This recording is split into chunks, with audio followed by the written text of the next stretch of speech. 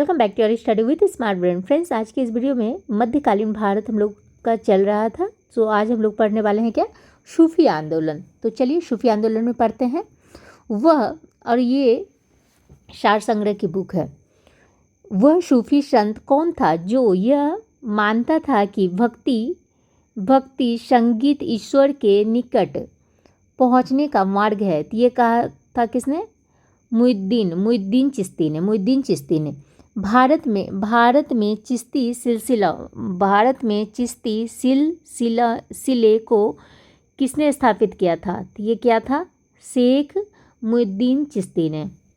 सूफी सिलसिला संप्रदाय मूलतः संबंधित है इस्लाम से। इस्लामी रहस्यवादी आंदोलन को कहा जाता है सूफी आंदोलन। किस सुल्तान से निजामुद्दीन औलिया ने भेंट करने से इनकार कर दिया था? तो ये क्या था? जलालुद्दीन फिरोज शाह खिलजी से। सूफी सिलसिलों संप्रदाय में कौन संगीत के विरुद्ध था? तो ये था आपको नक्शबंदी। दारा शिकोह ने किस शीर्षक के उपनिषदों का फारसी में अनुवाद किया था? तो ये क्या था? शीर ए अकबर का। भारत में किस सूफी सिलसिले को सर्वाधिक लोकप्रियता मिली? तो ये आपको चिश्ती को मिला है। दारा शिकोह ने किस सूफी सिलसिले को अपनाया था? तो ये कादरी को। किसे शेख उल हिंद की पदवी प्रदान की गई थी? तो ये की गई थी शेख सलीम चिश्ती को। किस सूफी सिलसिले की गतिविधियों का मुख्य केंद्र बिहार था? तो ये था आपको फिरदौसी का। सूफिया कलाम जो एक प्रकार का भक्ति संगीत है, विशेषता है किस चीज़ का? तो ये हो गया आपको कश्मीर की। सूफी संत ख्वाजा मुइनुद्दीन चिश्ती किसके शासनकाल में राजस्थान आए थे? ये आए थे पृथ्वीराज चौहान के समय में आए थे।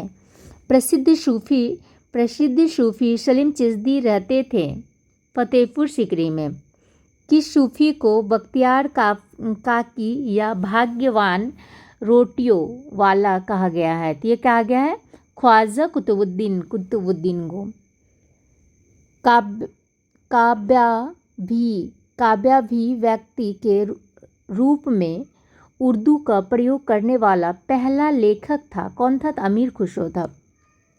दक्षिणी भारत में चिश्ती सिलसिले की नींव रखने वाला कौन था? तो ये था आपको शेख बुरहानुद्दीन गरीब। मिराज उल आशिकीन उर्दू शायरी की पहली किताब के सूफी रचयिता कौन थे? तो ये सैयद मोहम्मद गेशुद राज बंदानबाज। अकबर जिस सूफी संत का बड़ा आदर करता था और जिसके आशीर्वाद से शाहजहां सलीम जहांगीर का जन्म हुआ था, वह था कौन था? तो वो था शेख सलीम चिश्ती। चिराग ए देहलवी किसे कहा जाता है? तो ये कहा जाता है शेख नासिर उद्दीन चिश्ती को। सूफियों के कामकाज का केंद्र क्या कहलाते थे? तो ये कहलाते थे खानकाहे। सूफी लोग किस प्रकार के जीवन पर जोर देते हैं? तो एकांतवाद और पवित्र जीवन पर। हजरत शेख निजामुद्दीन औलिया को लोग किस नाम से पुकारते थे? तो ये पुकारते थे महबूब इलाही। फना शब्द का प्रयोग किस हेतु किया जाता था? तो ये ईश्वर प्रेम में अंतर्मग्न होना। अब देखते हैं विभिन्न संप्रदाय और उसके संस्थापक। फिरदौसी ये कौन है, संस्थापक कौन है, तो शेख बदरुद्दीन। सत्तारी का हो गया शाह अब्दुल सत्तारी। कादरी का शेख अब्दुल कादिर जीलानी। नक्शवेदी का ख्वाजा बाकी बिल्लाह। महादवी सैयद मोहम्मद महदवी। रैस मियाँ बयाजिद अंसारी। कलंदरी निज़ामुद्दीन कलंदर। मदारी का हो गया आपको शाह मदार।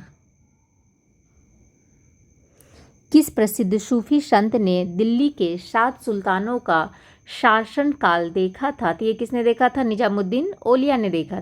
Thank you. नेक्स्ट वीडियो में हम लोग देखने वाले हैं मुगल काल। Thank you.